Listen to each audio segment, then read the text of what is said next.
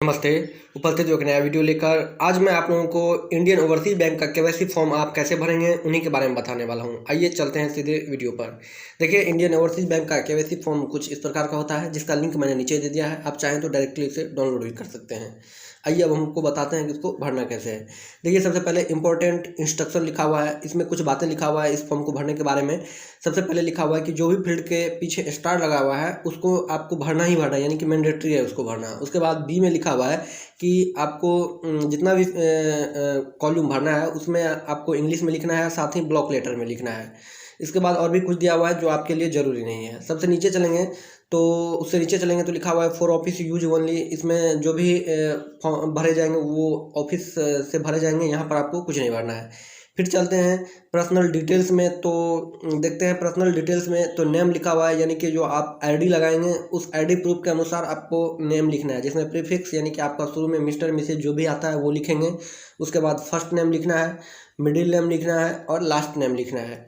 Maiden का मतलब ये हुआ कि अगर आपका कोई दूसरा भी नाम है तब भी आप लिख सकते हैं, ये भी कोई ज़रूरी नहीं है। ठीक है। उसके बाद फादर या स्पाउस नेम, फादर यानी कि आप अपने पिता का नाम लिखेंगे, और अगर महिला है तो अब वो आप अपने पति का नाम लिखेंगे, अगर वो विवाहित महिला है तब।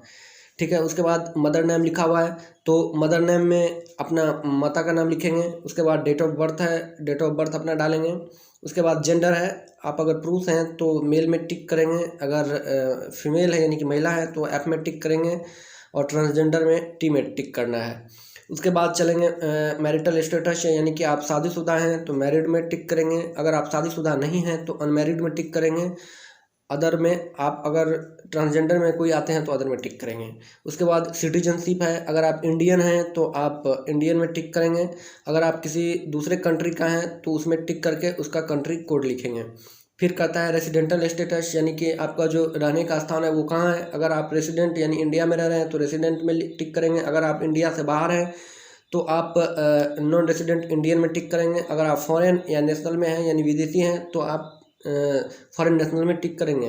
लेकिन उसके बाद है ऑक्यूपेशन टाइप, यानी कि आपका जो पेशा है वो किस टाइप का है। आप सर्विस में हैं तो कौन से सर्विस में है, प्राइवेट सेक्टर में है या पब्लिक सेक्टर में है या गवर्नमेंट सेक्टर में है, जो भी हैं उसमें आप टिक करेंगे। या अदर है तो सेल्फ एम्प्लॉयड है या रिटायर्ड है या स्टूडेंट हैं, जो भी हैं उसमें आप अपने जो अनुसार है उसके अनुसार आप टिक करेंगे। उसके बाद राइट साइड में चलेंगे तो देखिए यहाँ फ़ोटो लिखा हुआ है, एक पासपोर्ट साइज का फ़ोटो आपको यहाँ पर चिपकाना होता है।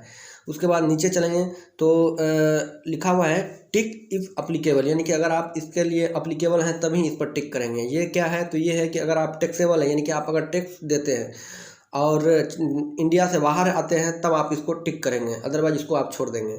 ठीक है। अब तीसरे नंबर पर चलते हैं तो लिखा हुआ है प्रूफ ऑफ आइडेंटिटी, यानी कि अब आपको अपने पहचान के लिए कोई प्रूफ देना पड़ेगा।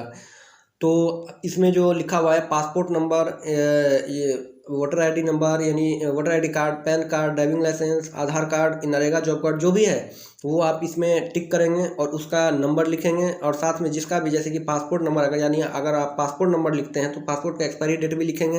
अगर आप ड्राइविंग लाइसेंस का नंबर देते हैं तो ड्राइविंग लाइसेंस का एक्सपायरी डेट भी देना पड़ेगा आपको।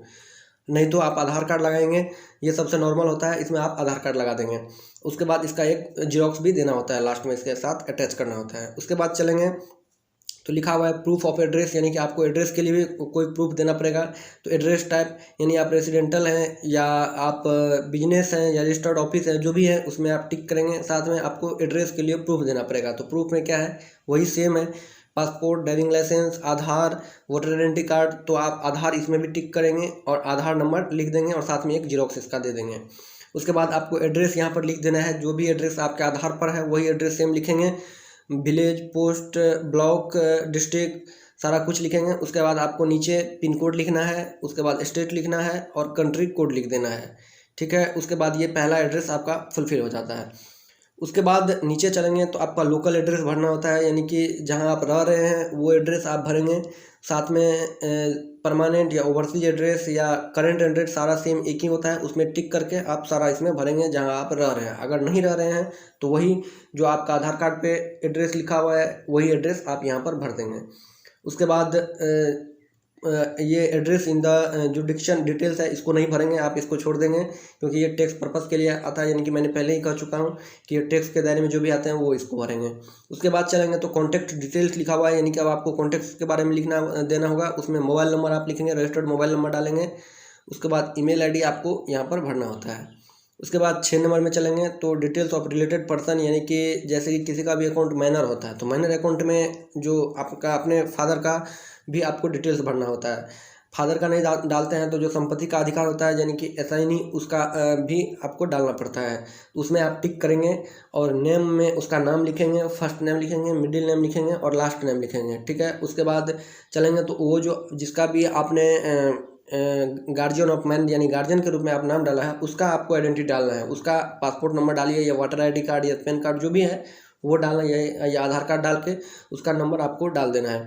उसके बाद देखेंगे तो फिर नीचे चलेंगे तो रिमार्क लिखा हुआ है। रिमार्क में आपको आपका अपना कुछ चिन्ह डालना होता है, जैसे कि कट पिट का कुछ भी हो या कोई निशान हो आपके शरीर पे तो वो आपको डालना होता है। अगर है तो ज़रूरी है तो डालिए, नहीं तो ज़रूरी नहीं, क्योंकि देखिए स्टार नहीं लगा हुआ है।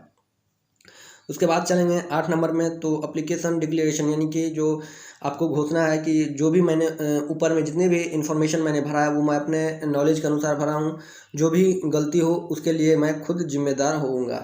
इसके बारे में यही इंग्लिश में लिखा हुआ है। उसके बाद आपको डेट डाल देना है, फिर प्लेस लिखना है जहाँ से आप ये फॉर्म भरने जा रहे हैं और राइट साइड में यहाँ पर आपको सिग्नेचर कर देना है। अगर आप सिग्नेचर नहीं जानते हैं तो आपको थंब लगा देना है। इतना कर देने के बाद नीचे देखिए लिखा हुआ है ऑफिस यूज मनी, यानी कि नीचे के जो भी चीज़ें हैं वो ऑफिस में भरा जाएगा, आपको यहाँ कुछ नहीं करना है। तो इस तरह से ये ओवरसीज बैंक का आप केवाईसी भर देंगे। और उसके बाद इसके साथ आपको जीरोक्स, जो कि मैंने पहले ही शुरू में कहा है कि आइडेंटिटी के लिए और एड्रेस के लिए 2 जीरोक्स लगाएंगे। आधार कार्ड अगर लगाते हैं आप तो 2 बार आधार कार्ड लगाएंगे, अदरवाइज आप कोई और लगाते हैं तो 2 जीरोक्स आपको लगाना पड़ेगा। लगा के उस पर भी आपको सिग्नेचर कर देना है और वहाँ जमा कर देना है। तो इस तरह से इंडियन ओवरसीज बैंक का आप केवाईसी फॉर्म भरेंगे। आशा करूँगा ये वीडियो आपको पसंद आया हो। अगर ये वीडियो पसंद आया तो मेरे चैनल को सब्सक्राइब कीजिए, वीडियो को लाइक कीजिए और ज़्यादा से ज़्यादा शेयर करना ना भूलिए। धन्यवाद।